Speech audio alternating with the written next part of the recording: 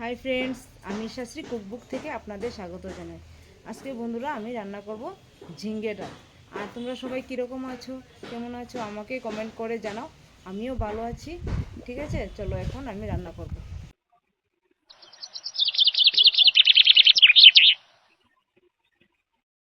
ঝিঙ্গে ডাল রান্না করার জন্য আমি প্রথমে কড়াইয়ের মধ্যে জল দিয়ে দেব।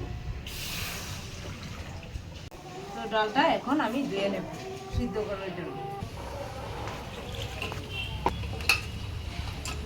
ডাল আমার ধোয়া হয়ে গেছে, এখন আমি কড়াইয়ের মধ্যে দিয়ে দেব। করে সিদ্ধ হওয়ার জন্য আমি এখন দিয়ে দেবো লবণ।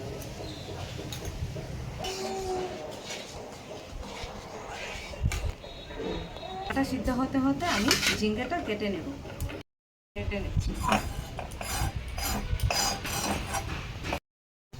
ঝিঙ্গাটাকে আমি কেটে নিচ্ছি, এরকম ভাবে কেটে নিয়েছি ঝিঙ্গাটাকে।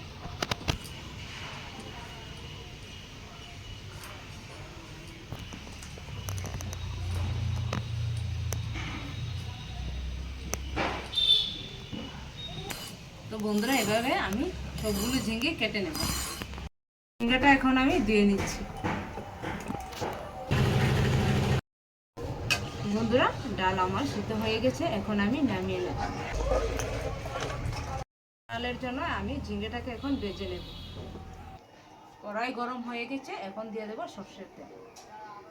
এটা দিয়ে দেবো লবণ, দিয়ে দেবো হলুদ গুঁড়ো।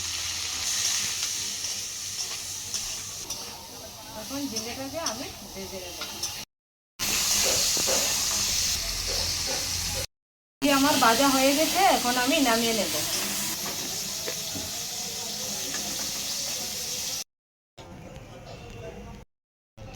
ঝিঙ্গে ভাজার তেলের মধ্যে এখন ফোড়নের জন্য আমি আবারও সরষের তেল দিয়ে দেব।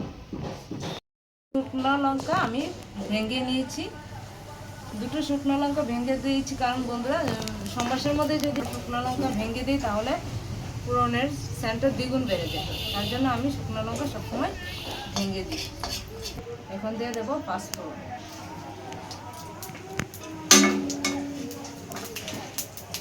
এখানে আমি কারি পাতা নিয়েছি, এখন কারি পাতাগুলো দিয়ে দেবো।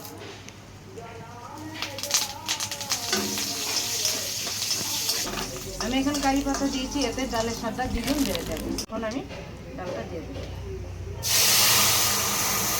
কাঁচা লঙ্কা দিয়ে দেবো, হলুদ গুঁড়ো দিয়ে দেবো। ভেজে রাখা ঝিঙ্গাটা আমি ডালের মধ্যে দিয়ে দেবো। হয়ে গেছে, এখন আমি নামিয়ে নেব।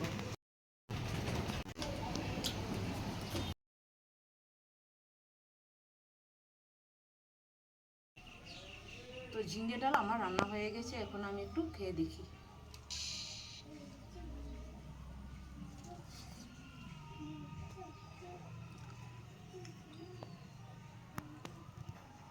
খুব স্বাদ হয়েছে, মানে বলার ভাষা। যারা যারা আমার চ্যানেলে নতুন তারা আমার চ্যানেলটা সাবস্ক্রাইব করে দিবে, আর যারা যারা আমার ভিডিওটা ফেসবুকের পেজ থেকে দেখছো তারা ফেসবুকের পেজটাকে ফলো করে দেবে।